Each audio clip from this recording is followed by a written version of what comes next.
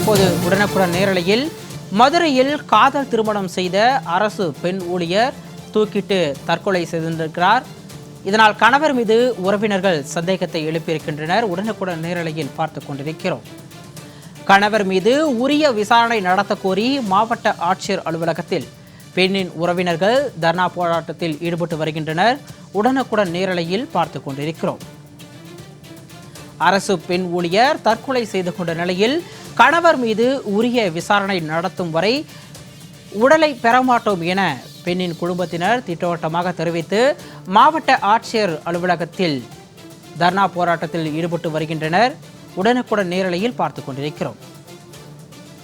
கூடுதல் விவரங்களோடு செய்தியாளர் சல்மான் மதுரையிலிருந்து இணைப்பில் இணைகிறார். அவரிடம் விவரங்களை கேட்டு பெறலாம்.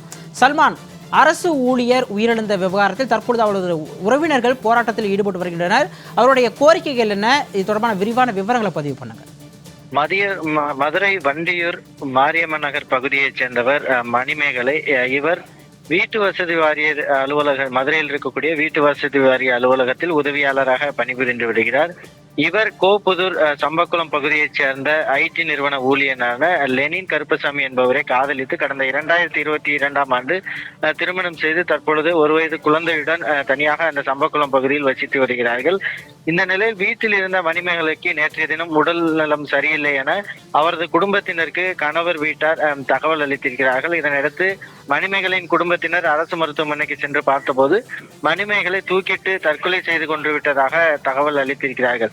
இதனை அடுத்தாக மணிமேகலையின் தற்கொலையில் சந்தேகம் இருப்பதாகவும் கூறியும் அவரது கணவர் சாதிய ரீதியாக பேசி துன்புறுத்தி வந்ததால் மணிமேகலை இதுபோன்று தற்கொலை செய்திருக்கலாம் எனவும், எனவே இந்த தற்கொலை விவகாரத்தில் கணவர் மீது சந்தேகம் இருப்பதால் அவர் மீது உரிய விசாரணை நடத்தி நடவடிக்கை எடுக்க வேண்டும் என கோரி மணிமேகலையின் குடும்பத்தினர் மதுரை மாவட்ட ஆட்சியர் அலுவலகத்தில் தர்ணா போராட்டத்தில் ஈடுபட்டு வருகிறார்கள். இந்த நிலையில்தான் காவல்துறையினர் அவர்களோட பேச்சுவார்த்தை நடத்திய நிலையில் தற்பொழுது மதுரை கோட்டாட்சியர் ஷாலினி தலைமையில் நேரடியாக மணிமேகலை குடும்பத்தினர் பேச்சுவார்த்தை நடத்தி வருகிறார்கள்.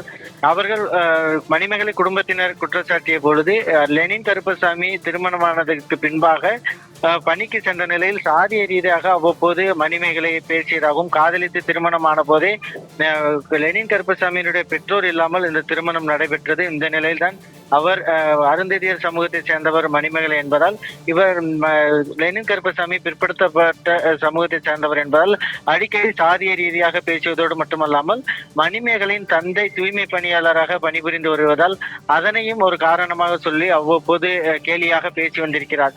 இதன் காரணமாக தான் அவர் உயிரிழந்திருக்க கூடும் என கூறி உடனடியாக அவர் மீது நடவடிக்கை எடுக்க வேண்டும். அதே போன்று லெனின் கருப்பசாமியுடைய நண்பர் காவல்துறையில் இருப்பதால் அவர் மீதாக இந்த வழக்கு விசாரணையை திசை திருப்பதற்கான ஏற்பாடுகள் செய்யப்பட்டுள்ளதாக கூறி போராட்டத்தில் ஈடுபட்டு வருகிறார்கள். அதனால் மதுரை மாவட்ட ஆட்சியர் அலுவலகத்தில் ஒரு பரபரப்பான சூழல் இருக்கிறது. உடற்கூறாய்வு என்பது 3 மாவட்டத்தில் உள்ள மருத்துவர்கள் அதிகாரிகள் தலைமையில் உடற்கூறாய்வு நடத்தப்பட்ட பின்பாக தான் நாங்கள் உடலை பெற்றுக்கொள்வோம் என கூறி அவர்கள் தற்பொழுது தர்ணா போராட்டத்தில் ஈடுபட்டு வருவதால் ஒரு பரபரப்பான சூழல் தான் காணப்படுகிறது. சிகாமணி, விரிவான விவரங்களுக்கு நன்றி சல்மான்.